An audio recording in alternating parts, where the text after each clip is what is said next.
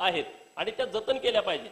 आणि म्हणून काही आदिवासी समाजाच्या आमदार महोदयांनी आणि जनजाती सुरक्षा मंचानी देशभर मागणी केलेली आहे की ज्यांनी धर्मांतरण केलंय तिकडे धर्मांतरण करायचं आणि दुसऱ्या बाजूला तुम्ही आदिवासींच्या जमातीचं इकडे आणि त्यांच्या धर्माचं संरक्षण झालं पाहिजे. पण त्यांचं ब्राह्मणीकरण, त्यांचं हिंदूकरण किंवा अन्य कोणत्याही धर्मामध्ये जात असतील तर तो त्यांचा व्यक्तिगत अधिकार आहे. पण त्याचा सरसकट हिंदूंमध्ये गेलं तर मान्य, मुसलमान झाले तर अमान्य, ख्रिश्चन झाले तर अमान्य, किंवा आणखीन त्यांनी तिसरा धर्म स्वीकारला तर अमान्य, बौद्ध झाले तर अमान्य. हे चालणार नाही. त्यामुळे हा भेदभाव करता येत नाही. बरं, तुमची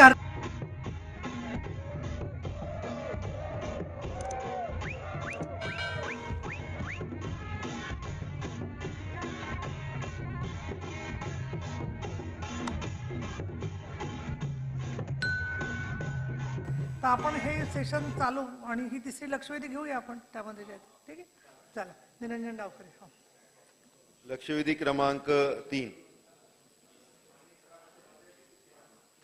सांगते सभापती महोदय, आज देशाला स्वातंत्र्य मिळून जवळपास 76 वर्ष झाली आणि आदिवासी समाजाने आपल्या संस्कृतीमुळे जगात एक वेगळी ओळख निर्माण केली. आदिवासी समाज आपल्या चालीरीती, रूढी, परंपरा, सण, उत्सव, पूजा पद्धती जपत असताना आपलं संस्कृतीचं संवर्धन करतं आणि त्याच्यामध्ये आपण बघतोय की वेगवेगळ्या प्रमाणात अतिक्रमण हे सभापती महोदय आज धर्मांतराच्या नावाखाली सुरू आहे. आणि याच्यामुळे धर्मांतर करूनही आपण आदिवासी समाजाला भेटणारं जे आरक्षण आहे त्याच्याबद्दलचे ज्या सुविधा आहेत याचा लाभही हे लोक घेत आहेत. आणि त्याच्यामुळे भारतीय राज्यघटना कलम 13(3) नुसार रूढीगत कायदे अस्तित्वात आहेत. हे कायदे अस्तित्वात असताना आदिवासी समाजातील व्यक्ती किंवा व्यक्ती समूह हा आपल्या मूळ आस्था, रूढी, परंपरा, सण, उत्सव, संस्कृती व पूजा पद्धती यांचा त्याग करून इस्लाम किंवा ख्रिश्चन धर्माचं आचरण करीत असेल तर तो मूळ आदिवासींच्या प्रथा, रूढी, परंपरा यांचा त्याग करत आहे. आणि परिणामी धर्मांतरित व्यक्ती अथवा व्यक्ती समूह आदिवासींची संस्कृती संवर्धन करत नाही.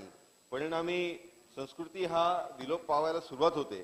सभापती महोदय, जल जंगल संवर्धनासाठी व आदिवासींना न्याय देण्यासाठी धर्मांतरित व्यक्तींना डिलिस्ट करणे हे काळाची गरज झाली आहे आणि या संदर्भातली कारवाई शासनाने करावी या संदर्भातली मागणी ही माझी प्रामुख्याने या लक्षवेधीच्या माध्यमाने आहे. दुसरं सभापती महोदय, आदिवासी समाजातील कोणतीही व्यक्ती अथवा व्यक्ती समूह यांनी आपला मूळ जे रूढी परंपरा आहे व उत्सव आहेत याच्यामध्ये ज्यावेळेस तो व्यक्ती अथवा व्यक्ती समूह आदिवासी समाजाला मानला जाऊ नये, त्या व्यक्तीला अथवा व्यक्ती गटाला मानला जाऊ नये या संदर्भातलं शिफारस हे जॉईंट पार्लमेंटरी कमिटीने 17 नोव्हेंबर 1970 मध्ये लोकसभेच्या संयुक्त समितीने केलं होतं. त्याचबरोबर सभापती महोदय, राज्यघटनेतील कलम 341 अनुसार अनुसूचित जातीतील व्यक्तीने धर्मांतर केले तर त्याला अनुसूचित जातीचा असण्याची सोय, सवलती व आरक्षण हे लाभ भेटू नये या संदर्भातले विषय हे मी सभागृहात मांडतो. आणि यासाठी सभापती महोदय, संविधान दिनानिमित्त एक मोर्चाही मुंबईमध्ये निघाला होता, त्यांचीही या संदर्भातली मागणी आहे. हे प्रश्न विचारा डावखरे साहेब, म्हणून भाई आपण ज्येष्ठ सदस्य आहात, समाजाचा हा विषय अतिशय महत्वाचा आहे. आपल्याला लक्षात घेतलं पाहिजे की टप्प्याटप्प्याने आदिवासी समाज कमी होत चाललाय या धर्मांतरामुळे. आणि आपण जर हा विषय सिरियसली घेतला नाही, कारण एकच लक्षवेधी आहे सकाळच्या सत्रामध्ये, त्याच्यामुळे याची ग्रॅव्हिटी काय आहे याची ग्रॅव्हिटी काय आहे हे मला सभागृहाला समजून देण्याची माझा हा एक प्रयत्न आहे. त्याच्यामुळे आपण थोडीशी संधी द्यावी. मंत्री महोदय त्याला न्याय देतील ही अपेक्षा आम्हाला आहे. आणि त्याच्यामध्येच जो तिसरा प्रश्न आहे सभापती महोदय, की कौशल्य विकास विभागाच्या औद्योगिक प्रशिक्षण संस्थांमध्ये अशा प्रकारचे अनेक आदिवासी विद्यार्थी जे धर्मांतर झालेले आहेत असे आदिवासी समाजाचं सर्टिफिकेट लावून प्रवेश घेत आहेत, तर याच्या संदर्भात कारवाई आपण करणार का? नाही, मी त्यांना म्हणतो तुम्ही म्हणायच्या अध्यक्ष महोदय, आज भारताला स्वतंत्र मिळून 77 वर्ष झालेले आहेत. आदिवासी समाजाने आपल्या संस्कृतीमुळे जगात आता वेगळी आपल्याला ओळख काहीतरी निर्माण अर्धा केलेली तास आहे. मिळाला ना जास्त, अर्धा तास जास्त आपोआपच मिळाला असता ना. रामायण महाभारतापासून छत्रपती शिवाजी महाराज, महाराणा प्रताप, झाशीची राणी लक्ष्मीबाई, काल्यातरीन आदिवासी समाजाचा मोठा इतिहास व पराक्रम असता. निसर्गप्रेमीने आदिवासी समाजाने खेड्यापाड्यापासून 11% आसपास असून आरोग्य व अन्य सेवा देवाच्या नावावर आमिष दाखवून बळजबरी आदिवासीचे धर्मांतरण करण्यात येत असल्याची बाब निर्देशात येण्याच्या वेळी आपल्या देशात येत आहे. परंतु देशातील पुरातन आदिवासी संस्कृती नष्ट होत असणे, भारतीय संविधान अनुच्छेद 241 अनुसूचित जातीचे माणूस धर्मांतरण करून मूळ संस्कृतीपासून दूर गेला तर अनुसूचित जाती सर्विस बंद होते. तथापि कलम 242 अनुसार अनुसूचित जनजातीच्या व्यक्तींना धर्मांतरण होऊन मूळ संस्कृतीपासून दूर गेला तरी पण त्याने आता लाभ मिळत आहे. माननीय सभापती महोदय, हा जे काही सर्व चाललेलं आहे हे आदिवासी संस्कृतीला सुरुंग लावण्याचे काम हे धर्मांतरमुळे होत असताना दिसत आहे. आदिवासी समाजाचा कोणताही व्यक्ती आपला मूळ धर्म सोडून इतर धर्म स्वीकार केला तर ते व्यक्ती आदिवासी समाजाचा मानला जाऊ नये अशी एक मांग आहे. माननीय सभापती महोदय, अशी शिफारिश पण 17 नोव्हेंबर 1969 रोजी लोकसभाचे संयुक्त संसदीय समितीने केलेली होती. आदिवासी समाज देवाच्या मानणारा समाज आहे, संस्कृतीचा समाज आहे. आदिवासी समाजाने मूळ चालीरीती, रूढी, परंपरा, सण, उत्सव, पूजा पद्धती सोडून इतर धर्म स्वीकार केला असेल तर त्याने आता एक मोठा ते माननीय सदस्य निरंजन डावखरेजीने जे विषय मांडला होता, जनजाती सुरक्षा मंचातर्फे महाराष्ट्रामध्ये पूर्ण देशामध्ये एक मोठी मांग आदिवासी समाजातर्फे मांडणी आलेली आहे.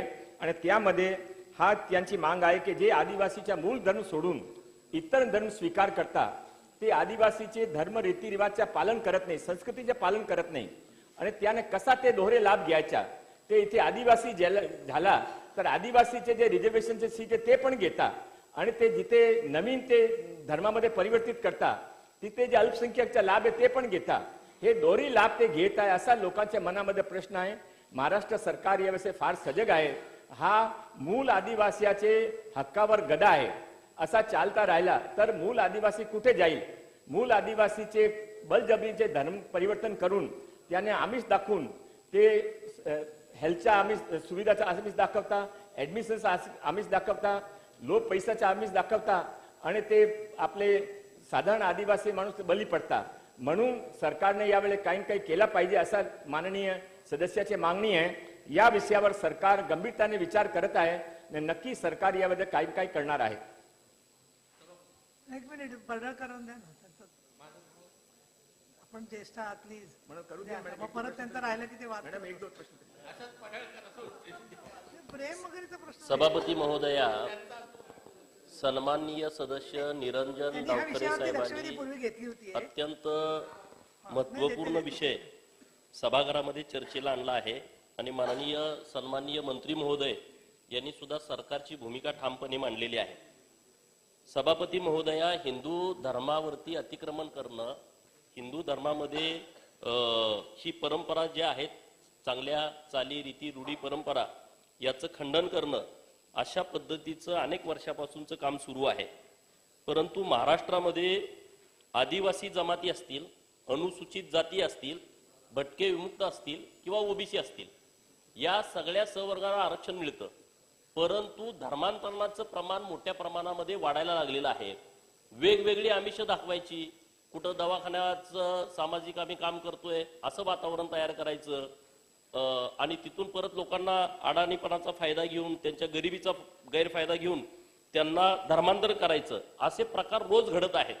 आणि तुम्ही एका बाजूला आदिवासी जमातीचं तर संस्कृती एक वेगळी आहे, संस्कृती आहे जगामध्ये, एक वेगळं राहणसहान, चाली, रीती, रूढी, परंपरा ह्या वेगळ्याच आहेत आणि त्या जतन केल्या पाहिजेत. आणि म्हणून काही आदिवासी समाजाच्या आमदार महोदयांनी आणि जनजाती सुरक्षा मंचानी देशभर मागणी केलेली आहे की ज्यांनी धर्मांतरण केलंय तिकडे धर्मांतरण करायचं आणि दुसऱ्या बाजूला तुम्ही एसटीचा आरक्षणाचा लाभ घ्यायचा, इकडे धर्मांतरण करायचं आणि परत अनुसूचित जातीचा लाभ घ्यायचा, ओबीसीचा, भटके विमुक्तांचा लाभ घ्यायचा. तर या सगळ्या गोष्टी बंद झाल्या पाहिजेत. खरं तर आदिवासी समाजाच्या बाबतीमध्ये क्रांतीसूर्य बिरसा मुंडा यांना सुद्धा आदिवासी कुटुंबाने धर्मांतर करू नये अशा पद्धतीचं अभिप्रेत होतं. आदिवासी समाजाची संस्कृती लोकप्रिय आहे, आदिवासी माणसाची देवानुसार ओळख होते. प्रश्न जसे 2 मिनिटं, जसे 6 देव आहेत, 4 देव आहेत, आजही बडा देव म्हणजे महादेवाची पूजा केली जाते. आणि या सगळ्या गोष्टीला फाटा देऊन ही लोक धर्मांतरण करतायत आणि परत आरक्षणाचा लाभ घेत आहेत. तर माझा साधा सोपा सरळ प्रश्न आहे की ज्या लोकांनी धर्मांतरण केलेलं आहे, जे या संस्कृतीप्रमाणे वागत नाहीत, त्यांनी धर्मांतरणाचे जे पद इस्लाम असेल किंवा ख्रिश्चन असेल त्या सगळ्या चाली रीती त्या जोपासतायत. अशा सगळ्या लोकांच्या आरक्षणाचा लाभ आपण बंद करणार आहात का? नंबर 1. आणि धर्मांतरण विरोधी कायदा करण्याची राज्यामध्ये अत्यंत गरज आहे. कारण रोज कोणतरी उठून गावापर्यंत, आमच्या खेड्यापाड्यापर्यंत हा सगळा प्रकार सगळा पोचलेला आहे. मागच्या अधिवेशनाच्या काळामध्ये आमच्या आटपाडीमध्ये तो व्हिडिओ समोर आला आणि माननीय गृहमंत्री महोदय देवेंद्र फडणवीस साहेबांनी त्याच्यावर तात्काळ कारवाई केली. म्हणून हजारो लोकांचं धर्मांतरण आटपाडी सारख्या तालुक्यामध्ये होतं. हे तर आदिवासी पट्टाच नाही, असं सगळीकडे हे सगळं पसरलंय. म्हणून धर्मांतर विरोधी कायदा करण्याची आवश्यकता आहे. तो सरकार करणार आहे का? हे माझे 2 स्पेसिफिक प्रश्न माननीय मंत्री महोदयांना आहे. लोढा साहेब 1 मिनिट. माझं जे काही समज आणि आकलन आहे त्यानुसार धर्मांतरण करायचा कायद्याची जी जबाबदारी आहे ती काही लोढा साहेबांवर, ते मंत्री म्हणून करू शकतात सूचना, पण तो संपूर्ण विषय मुख्यमंत्री आणि उपमुख्यमंत्र्यांच्या अखत्यारीत आहे. तुम्हाला जे योग्य वाटेल ते आपण उत्तर देऊ शकता. 1. दुसरं म्हणजे आता मला वादविवाद वाढवायचा नाहीये मुद्दाम. याचं कारण असं आहे की आपण जेव्हा म्हणतो ना की धर्मांतर करून सुद्धा सवलती घेतात, तर आपण एक विसरतोय की नवबौद्धांना धर्मांतर केलं तरी सवलती मिळाल्याचा कायदा केंद्राने आणि राज्यांनी करून अनेक वर्ष झालेली आहेत. त्यामुळे असं आपण एकदम म्हणणं की धर्मांतर केलं म्हणजे संपल्या सवलती, असं होऊ शकत नाही. त्याला आर्थिक आणि सामान्य वस्तुस्थितीला धरून बोलते मी, पॉलिटिकल अजिबात नाहीये. त्याचं कारण असं की शेवटी केंद्र सरकार राज्य सरकारने ठरवलं की धर्मांतर करण्याच्या संदर्भात आम्ही कायदा करणार, तर ते करू नये का करावं हा संपूर्ण धोरणात्मक विषय आहे. तुम्ही तुमचं मत मांडलं तिथपर्यंत ठीक आहे, पण उत्तराच्या अपेक्षेबद्दल आपण, मला असं वाटतं की थोडं आपल्या लक्षवेधीच्या कक्षेत जे आहे ते मांडा आपण. माननीय सभापती महोदय, मला लक्षात आलं. जे काही आपण सांगितलं ते अतिशय मान्य योग्य पण आहे. दरेकरांना जे काही धर्मांतरणचा विषय आहे ते जबरन धर्मांतरणवर बंदी आहे. जबरन धर्मांतरण सरकारचे जागरूक आहे आणि त्याशिवाय मी काय बोलणार नाही.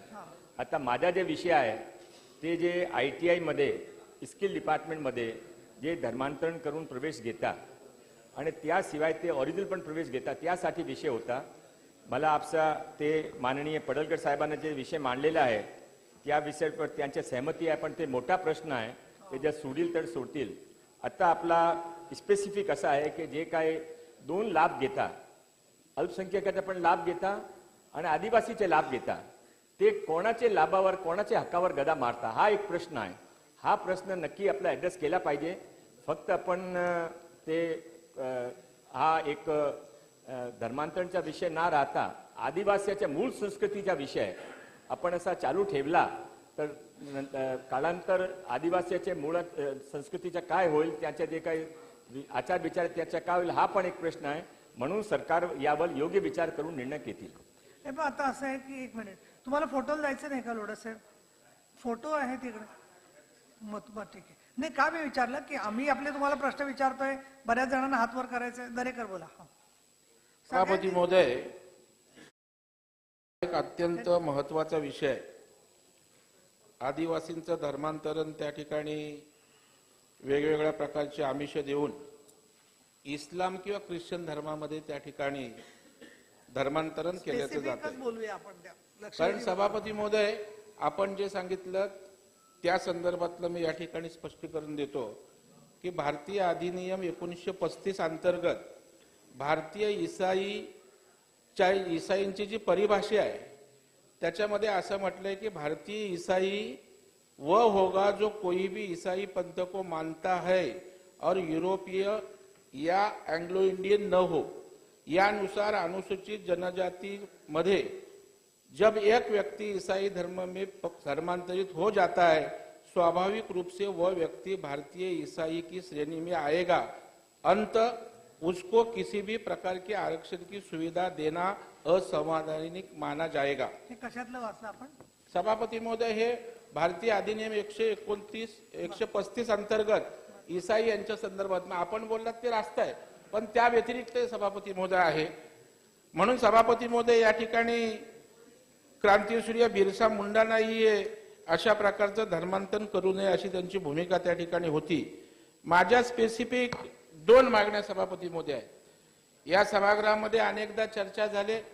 मागच्या वेळेला सुधीर भाऊंनी त्या ठिकाणी या सभागृहामध्ये मागणी केली होती की इथल्या आमदारांना घेऊन जो काही बदल करायचा आहे त्याकरता आमदारांचं शिष्टमंडळ घेऊन जाणार का, तर ते आपण या ठिकाणी घेऊन जाणार का हा एक विषय आहे.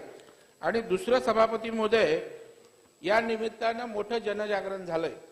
आपण बघाल की मुंबईमध्ये जनजाती मंचचा एक मोर्चा निघाला आणि त्यामध्ये धर्मांत मतांतरित होणाऱ्या व्यक्ती व समुदायाला अनुसूचित जमातीच्या सूचीतून व आरक्षणाच्या फायद्यातून निष्कासित करण्यात यावे ही मागणी करण्यात आली. ती मागणी आपण मान्य करणार का हा प्रश्न आहे.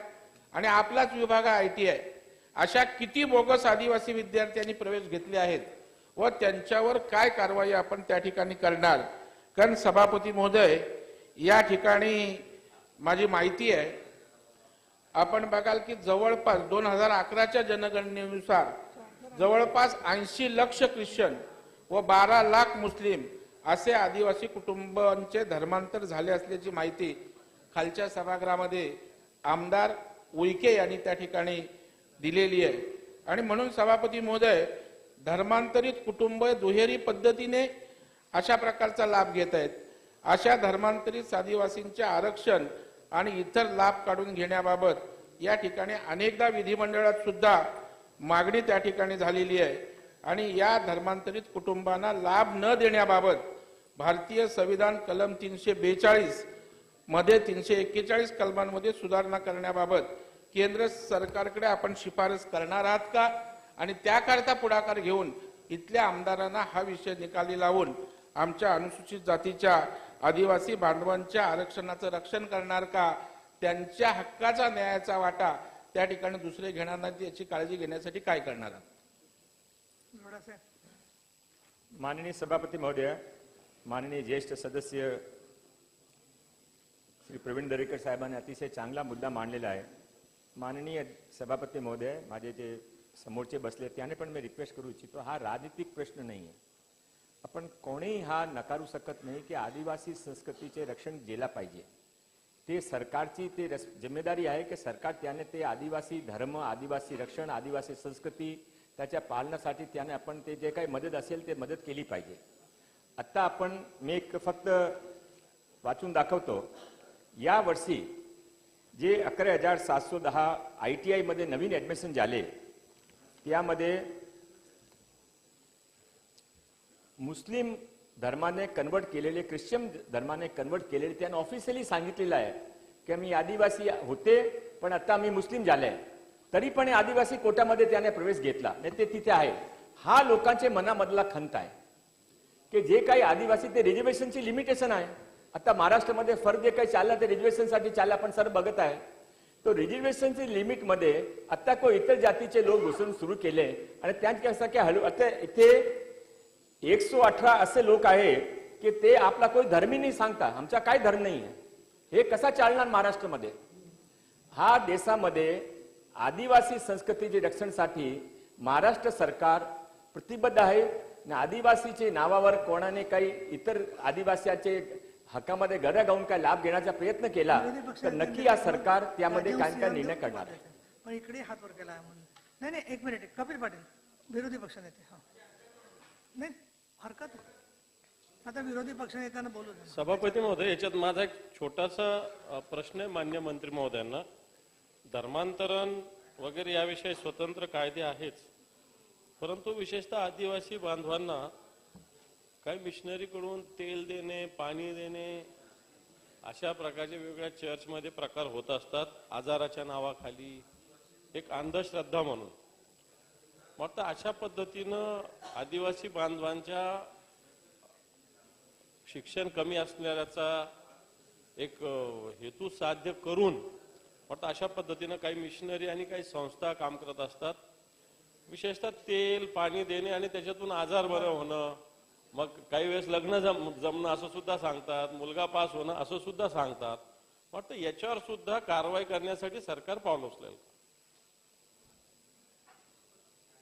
सभापती महोदय, मैं विरोधी पक्ष नेते माननीय अंबादास साहेब दानवेचे आभार मानतो की त्याने राजनीतीची पातळी सोडून एक अतिशय चांगला विषय चांगली त्यांची रीतीने भूमिका मांडला. आहे ती. त्यांच्या जे काही सुझाव आहे ते स्वीकार्य आहे.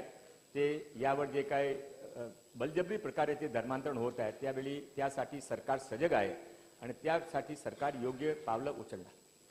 ठीक आहे. मला असं वाटतं स्पेसिफिक प्रश्न विचारल्यामुळे स्पेसिफिक उत्तर आलेलं आहे. राजवंसिंह, प्रवीणजी राजवंसिंह, थोडा प्रत्येक सभासदांना थोडं देऊ द्या. तुम्हाला आदरणीय सभापती कपिल महोदय, पाटलांची हरकत आहे त्याच्यानंतर तुम्हाला देते. आदिवासी त्यांनी देते ना. एक परंपरा है, एक संस्कृति है. जिस संस्कृति को धर्मांतर करके जो मूल आदिवासी हैं उनके रिजर्वेशन को लेने का काम जो दूसरे लोग कर रहे हैं उसका जतन करने का काम ये महाराष्ट्र सरकार का कर्तव्य है. मेरा प्रश्न ये है कि मंत्री जी उत्तर तो अच्छा दे रहे हैं लेकिन इसके ऊपर ठोस कार्रवाई कब करेंगे, कब इसके ऊपर आप इंप्लीमेंटेशन करना शुरू करेंगे? जब 1969 में ज्वाइंट पार्लियामेंट्री कमेटी ने यह सुझाव दिया है कि राज्यों ने इस प्रकार से करना चाहिए, तो इसके ऊपर ठोस कार्रवाई आप कब से करेंगे, मैं वो जानना चाहता हूं. माननीय राजन सिंहजीने जे विषय मांडला ते माझ्या पण मनाचा विषय आहे.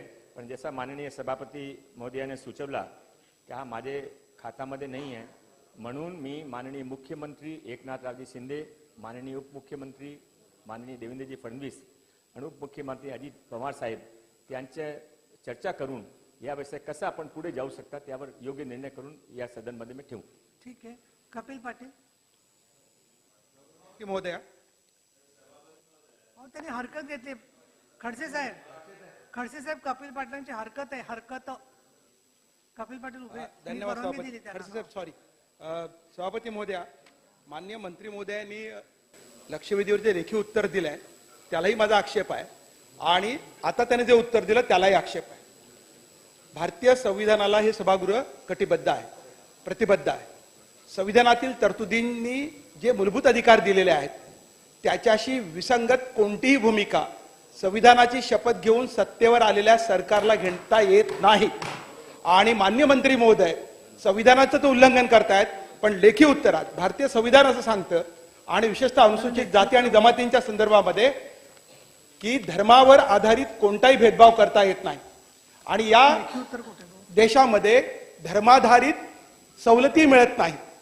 मात्र आता अनुसूचित जमातीच्या संदर्भामध्ये जी वर्गवारी दिली आहे दुसऱ्या पानावर 17/2023 मध्ये शासकीय औद्योगिक प्रशिक्षण संस्थांमध्ये अनुसूचित जमातीतील धर्मनिहाय उमेदवारांची यादी, ही यादी कशी काय तुम्ही देऊ शकता? काय संबंध याचा? तुम्ही धर्मभेद करण्याचा कुठून सुरुवात केली? अनुसूचित जमाती असतात, जमातीला धर्म नसतो.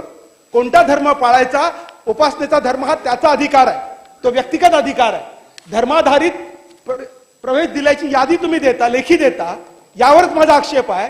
हे सरकार धर्मावर आधारित भेदभाव करतं, हा माझा मुख्य आक्षेप आहे. नंबर 1.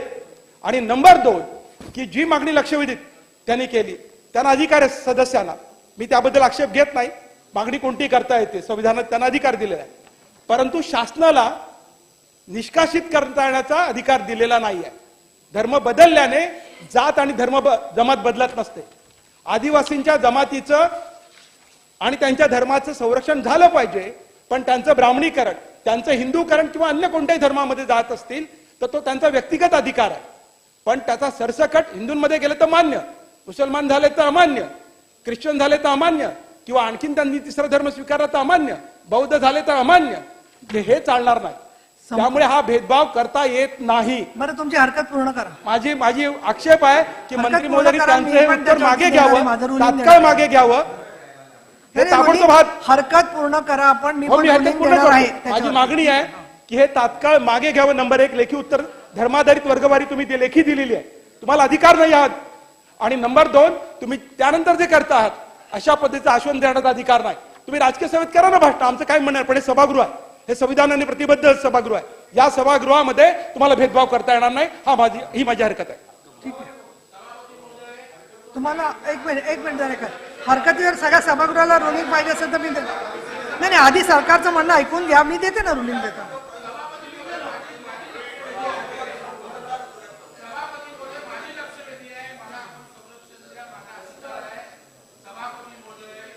या ठिकाणी- दरेकर साहेब, सन्माननीय दरेकरजी, सभागृहाला असं वाटत असेल त्यांना की मी रुलिंग द्यावं त्याच्यावर, तर मुद्दा एकच आहे की उत्तरात काय आहे ते योग्य आहे की नाही याच्यावरती मंत्र्यांनी स्पष्टीकरण द्यायला पाहिजे.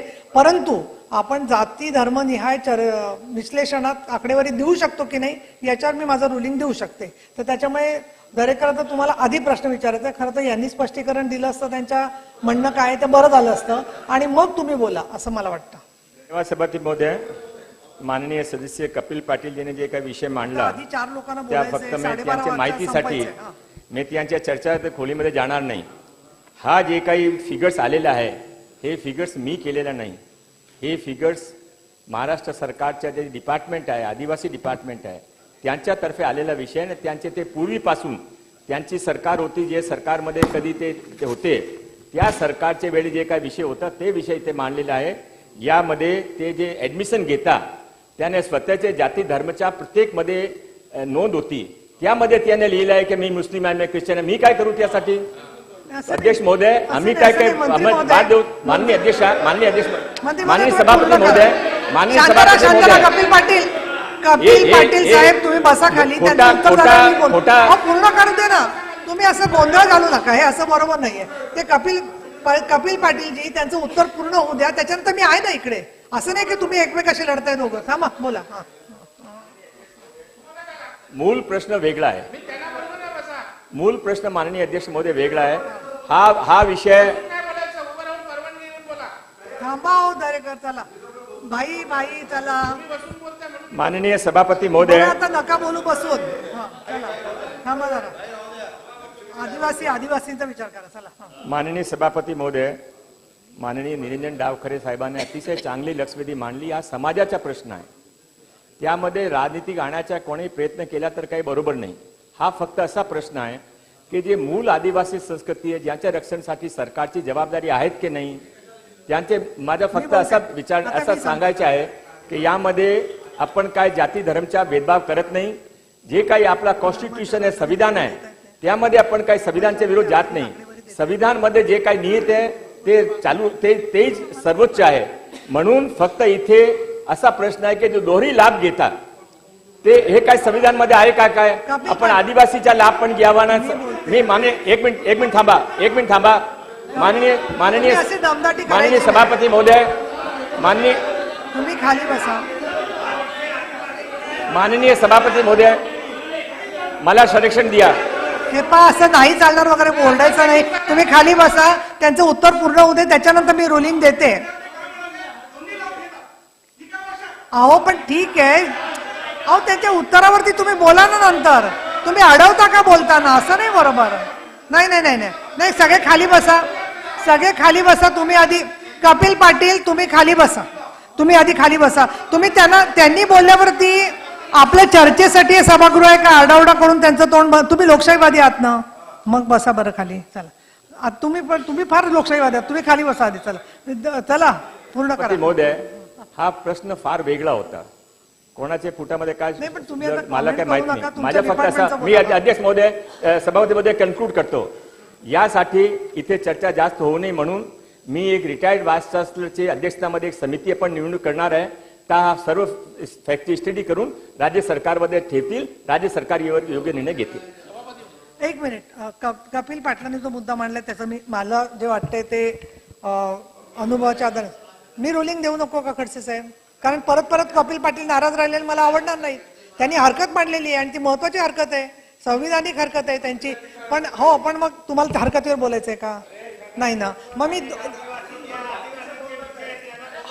पण आता असं आहे की एका सदस्याने हरकत मांडल्यावर त्याच्यावरती मला स्पष्टीकरण देणं आवश्यक आहे त्याच्यामध्ये. त्यामुळे आणि मी सभापती स्थानावर आहे, त्यामुळे तुम्हाला थांबायला पाहिजे 2 मिनिटं तरी. ऐका आता, हे पण महत्वाचं असं की आपला आर्थिक पाहणी अहवाल येतो, आपण सगळेजण सभागृहात आहात.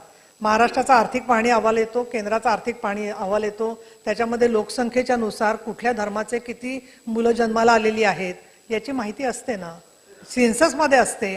ते प्रश्न जो विचारला त्याची माहिती त्यांनी दिली. आणि दुसरं, अनुसूचित जाती जमातीच्या पैकी तुम्ही बोलाल तर अनुसूचित जाती जमातीमध्ये सुद्धा मुस्लिम समाजातले सुद्धा काही अनुसूचित जाती जमातीत समावेश करावा, उदाहरणार्थ खाटी असं आहेत त्याच्यामध्ये. त्यामुळे अशा वेळेला धर्माच्या आधाराने अनुसूचित जातीचा उल्लेख करता येत नाही, हा जो तुमचा आक्षेप आहे तो मला अयोग्य वाटतो. याचं कारण असं की अनेक सरकारच्या आर्थिक पाहणी अहवालामध्ये त्याच्याबद्दलचा समावेश केलेला असतो आणि त्यांनी ती मागणी केलेली आहे, त्याच्यानुसार त्यांनी ते दिलेले एक भाग.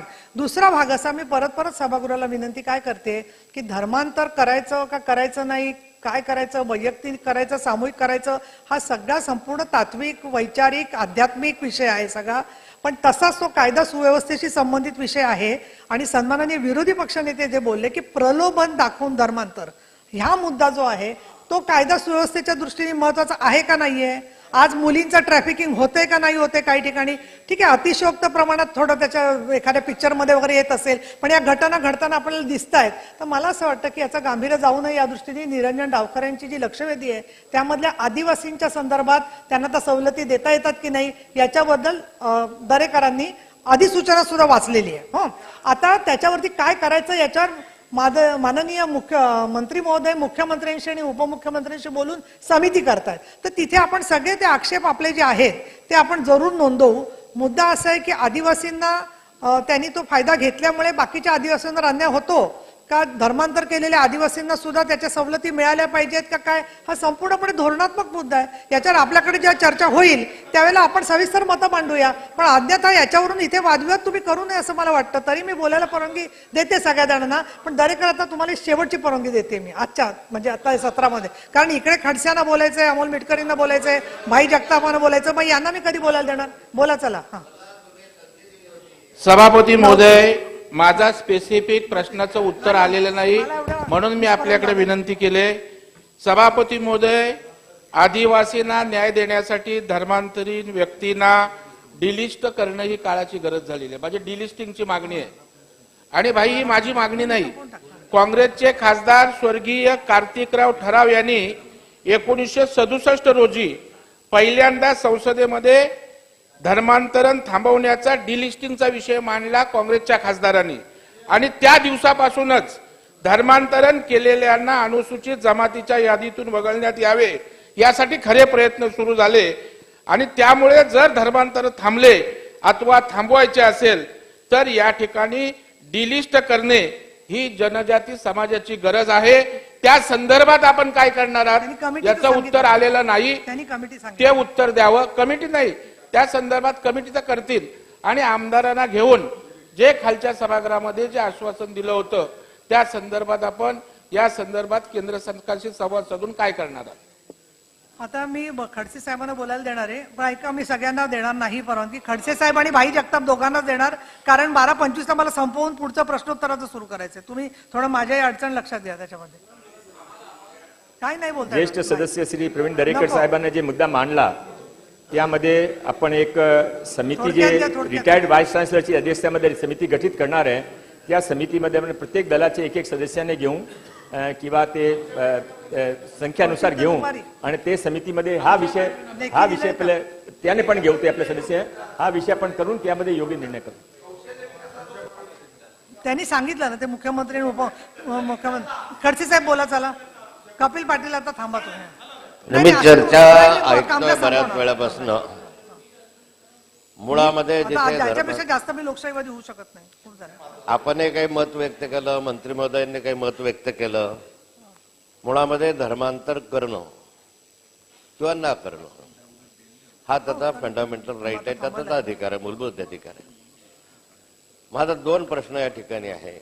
एक तर जबरदस्तीने धर्मांतर होऊ नये. जर धर्मांतर बंदी कायदा 10 मिनिटासाठी वेळ वाढवते या चर्चेची, 10 मिनिटासाठी वेळ वाढवते नंतर. धर्मांतर बंदी कायदा आपण आणू शकत नसू, केंद्राच्या अधिकारात असेल किंवा आपल्या अधिकारात. निंबाळकर साहेबांच्या शेजारी जबरदस्तीने धर्मांतर होऊ नये, जबरदस्तीने धर्मांतर होऊ नये, प्रलोभन दाखवून होऊ नये, गुंडागर्दी करून होऊ नये किंवा अशा स्वरूपाच्या काही प्रलोभन दाखवून होऊ नये यासाठी सरकार काही उपाययोजना करणार आहे का? कायदा केला पाहिजे. अशा रीतीने येतात, प्रलोभन दाखवतात आणि नंतर त्यांना धर्मांतर करण्यासाठी प्रवृत्त करतात, तर याच्यावर बंदी आणली गेली पाहिजे. यासाठी सरकार काही उपाययोजना करणार आहे काय? एक. दुसरं असं आहे की आपण मुद्दा मांडला या ठिकाणी की जर बाय बर्थ म्हणजे जन्माने तो जर आदिवासी असेल तर त्याला आदिवासीच्या सवलती मिळणारच, त्या शेवटपर्यंत मिळणार. जर जन्माने असेल तर घटनेमध्ये लिहिलं आहे, राज्यघटनेची ते तरतूद आहे. पण यामध्ये प्रश्न जर तुम्ही आता म्हटलंय की आम्ही त्या ठिकाणी त्याने मुस्लिम धर्म स्वीकारला किंवा ख्रिश्चन धर्म स्वीकारला आणि त्याच्या सवलती आम्ही बंद करू अशा स्वरूपाचा जर विषय आला तर मग या ठिकाणी आमच्याकडे जळगाव जिल्हा किंवा नांदेड जिल्ह्यामध्ये फार मोठ्या प्रमाणावर तडवी भिल्ल हे मुस्लिम समाजामध्ये पठाण म्हणून झालेले आहे, आपल्या मुस्लिम समाजात गेलेले आहे आणि त्या वर्गाला राज्यघटनेने मान्यता दिलेली आहे. प्रश्न म्हणजे विचारा. घटनेनं मान्यता दिलेल्या एसटी म्हणून तो मूळ भिल्ल आहे, तो आदिवासी आहे. आजही त्याच्या काही उतारावर पहिलं तो हिंदू आहे, हिंदू तडवी भिल्ल असा लिहिला जातो आणि तो आदिवासींच्या सगळ्या सवलती घेतो जरी तो मुस्लिम असला. आता हे सगळं मुस्लिम धर्माचं पालन करत असताना ज्यावेळेस आपण असा जर निर्णय घेत असू तर मग या तडवी भिल्ल समाजाचा जो तडवी मुस्लिम झालेला आहे याच्याही सवलती बंद होण्याच्या दृष्टिकोनातनं तुम्ही करणार का? असे आपण करू शकणार नाही, कारण राज्यघटनेमध्ये तसे तरतूद आहे. म्हणजे त्याच्यामध्ये विसंगती निर्माण होईल, अनेक प्रश्न निर्माण होतील. या संदर्भामध्ये राज्य सरकारने जी भूमिका आहे ती अधिक स्पष्ट करण्याची आवश्यकता आहे. नेमकी भूमिका असली पाहिजे. राज्यघटनेमध्ये जी तरतूद आहे तो घटनात्मक अधिकार फंडामेंटल राईट आहे. मी जन्माला ज्या ठिकाणी ज्या जातीमध्ये आलो त्या जातीच्या आधारावर मला सवलती मिळतील, मला धर्माच्या आधारावर मिळणार नाही. त्यामुळे या सवलतीच्या संदर्भामधला जो काही योग्य निर्णय असेल तो घेतला पाहिजे. दुसरं, मी मगाशी सांगितलं हे धर्मांतर बंदच झाले पाहिजे. यासाठी प्रलोभन दाखवून जबरदस्ती करून असेल तर कठोर शिक्षेची तरतूद सरकार करणार आहे का? सभापती महोदय, माननीय ज्येष्ठ सदस्य एकनाथ खडसे साहेबांनी अतिशय चांगला विषय मांडला. आता माननीय दानवे साहेबांनी पण मांडला, आपण पण मांडला की जबरन धर्मांतरण, लोभ लालचे धर्मांतरण ते बंद केलं पाहिजे. आता इथे पूर्ण सर्व दल मिळून आता असा निर्णय केले तो नक्की होईल. आपण आपले जे काही 5-7 प्रमुख दल आहेत त्याने सर्वांनी एकत्र होऊन निर्णय केला की जबरन धर्मांतरणामध्ये प्रतिबंध घातला पाहिजे तर नक्की होईल. पण त्या खोलीमध्ये आज मी जात नाही. माननीय सभापतीमध्ये सांगितलं ते माझा विषय नाही. फक्त जे आपण जे सांगितलं की ते धर्मांतरण करून संविधान अंतर्गत ज्याने धर्मांतरमध्ये ते सुविधा उपलब्ध आहे त्यामध्ये हा सरकार काय करू इच्छित नाही, काय इंटरफिअर करू इच्छित नाही. संविधान आपला सर्वांसाठी सर्वोपरी आहे. आपण सर्वजण संविधानमध्ये राहून आपला नियम मानता, तयार करता, नियम मानता. हा विधान परिषद पण त्यामध्ये काम करता. आता जे काही संविधानमध्ये आहे त्याबद्दल मी काय बोलणार पण नाही, माझा हक पण नाही. फक्त माझी लिमिटेशन, माझा मत असं आहे की जे काही आदिवासी मूळ धर्म सुरक्षासाठी जे काही केलं पाहिजे, आदिवासी धर्मासाठी काय काही केलं पाहिजे ते पण सरकारची जिम्मेदारी आहे. तो त्यासाठी काय मधला मार्ग काढायचा त्यासाठी आम्ही एक रिटायर्ड व्हाईस चान्सलर आणि सर्व राजकीय दलाचे प्रतिनिधी घेऊन एक समिती तयार करू. त्या समितीच्या योग्यानुसार माननीय मुख्यमंत्री महोदय, माननीय उपमुख्यमंत्री महोदय, माननीय सरकार यावेळी योग्य निर्णय संविधान अंतर्गत राहून घेतील. आता प्रश्नोत्तराचा तास संपलेला आहे. 12:40 सभागृहाचं कामकाज सुरू होईल. चला, उत्तर दिले त्यांनी.